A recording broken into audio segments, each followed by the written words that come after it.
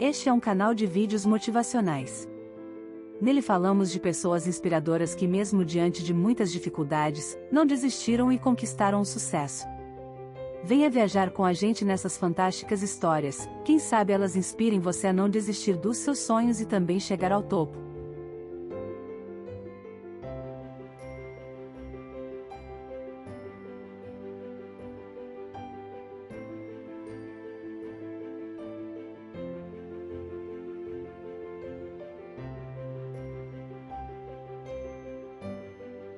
Eleito o maior britânico de todos os tempos pelo povo do Reino Unido, Winston Churchill, 2 vezes primeiro-ministro britânico, que levou seu país à vitória na Segunda Guerra Mundial, era considerado tudo menos excelente quando jovem estudante.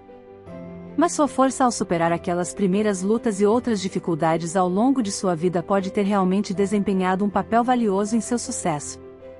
Aos 10 anos, enquanto frequentava um internato em Brighton, os instrutores o consideraram inteligente, com uma memória excepcional, mas também negligente, desleixado, sempre atrasado e facilmente distraído.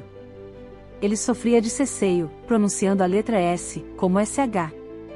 E ele estava muito sozinho, ele frequentemente escrevia para a mãe pedindo que ela o visitasse, mas ela raramente o fazia. Aos 14 anos, na Harrow School, o diretor relatou a seu pai: seu esquecimento, descuido, impontualidade e irregularidade em todos os aspectos eram realmente muito sérios. Descrevendo-se a si mesmo, ele disse: no geral, fiquei consideravelmente desanimado com meus dias de escola. Não foi agradável sentir-se tão completamente superado e deixado para trás. As pessoas concluíram que ele tinha dislexia, uma dificuldade de aprendizado que afeta as habilidades de linguagem, principalmente leitura e ortografia. Mas o The Churchill Center contesta isso. Em sua autobiografia, ele enfatizou suas notas baixas na escola, sem dúvida para convencer os leitores, e provavelmente a si mesmo, o quanto havia superado, mas nisso ele exagerou. Na verdade, ele era muito bom nas matérias de que gostava e de fato ganhou vários prêmios escolares.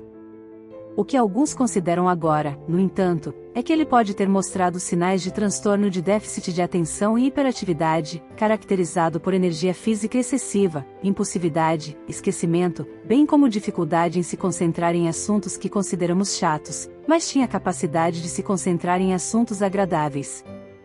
Se realmente tivesse transtorno de déficit de atenção e hiperatividade, ele teria achado a escola extremamente desafiadora.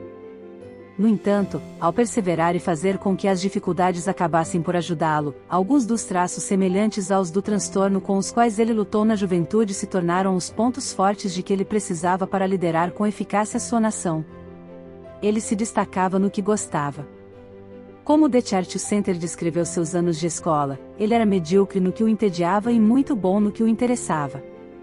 Em Sandhurst, que enfatizava inglês e história, junto com táticas e estratégias militares, ele terminou entre os primeiros da classe. Seu interesse por esses assuntos o ajudou a entender os eventos mundiais e permitiu que ele comunicasse ao povo britânico e a outras nações sua visão do que era necessário para vencer a guerra. Quando criança, a mãe de Churchill achava difícil administrar sua energia impulsiva, especialmente porque ele gostava de situações que envolvessem algum tipo de perigo. Em 1899, durante a Segunda Guerra dos Boeres na África do Sul, seu destemor veio em seu auxílio como correspondente de guerra do The Morning Post. Quando seu trem foi emboscado, soldados o capturaram e o prenderam em um campo de prisioneiros de guerra. Aproveitando uma oportunidade, ele escapou. Quando a notícia chegou à Inglaterra, ele se tornou um pequeno herói nacional. E como primeiro-ministro, Churchill geralmente dormia no máximo 5 horas por noite, além de uma soneca no meio do dia. Sua constituição forte permitia que ele cuidasse de assuntos de Estado até tarde da noite e nas primeiras horas da manhã. Talvez o seu maior desafio, no entanto, tenha sido a depressão recorrente, que ele chamou de cachorro preto. Membros da sua família sofriam com isso e, como seu pai, ele tinha fortes mudanças de humor. O seu amigo, Lord Beaverbrook, disse que ele estava sempre no topo da roda da confiança ou no fundo de uma depressão intensa. Seu neurologista achava que ele tinha ciclotimia, um distúrbio de humor semelhante ao transtorno bipolar, mas não tão grave. Será que a depressão poderia até ter funcionado a seu favor? Alguns pensam que sim. E a maneira como ele encontrou alívio para emoções erráticas ainda pode ajudar aqueles que sofrem. a Aliança Nacional para Doenças Mentais da Inglaterra, sugere que a luta de Churchill contra a depressão o ajudou a ver com mais clareza a crescente ameaça da Alemanha nazista em uma época em que os líderes da Inglaterra tentavam apaziguar Hitler e evitar conflitos. Tendo uma visão realista do lado mais sombrio da natureza humana e convencido das intenções destrutivas de Hitler, ele preparou a Inglaterra para resistir ativamente às forças da Alemanha quando assumiu o cargo de primeiro-ministro em 1940. Ao lutar contra a depressão ou em pontos baixos de sua vida, voltou-se para a pintura e a escrita em busca de conforto. Com o incentivo de seu amigo Paul Mazzi, ele começou a pintar durante a Primeira Guerra Mundial.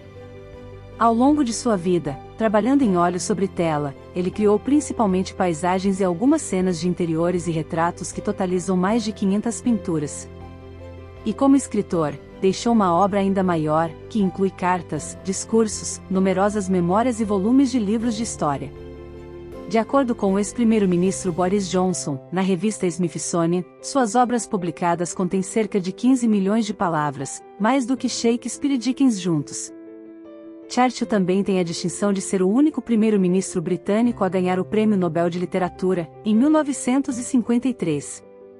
Seja suportando anos decepcionantes na escola, liderando sua nação através das dificuldades da guerra ou lutando com suas próprias emoções imprevisíveis, Winston Churchill perseverou.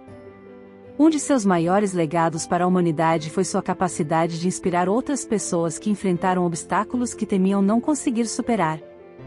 Em uma visita à Harrow School durante a guerra, ele disse aos jovens: nunca cedam, nunca cedam, nunca, nunca, nunca, em nada, grande ou pequeno, generoso ou mesquinho, nunca cedam, exceto por convicções de honra e bom senso. Nunca ceda à força, nunca ceda ao poder aparentemente avassalador do inimigo. Hoje em dia, falamos muito sobre ter coragem, a determinação de enfrentar os desafios até o fim. Certamente ele exibiu esse traço de caráter ao longo de sua vida e continua servindo de exemplo para nós até hoje. E você, qual é a sua história?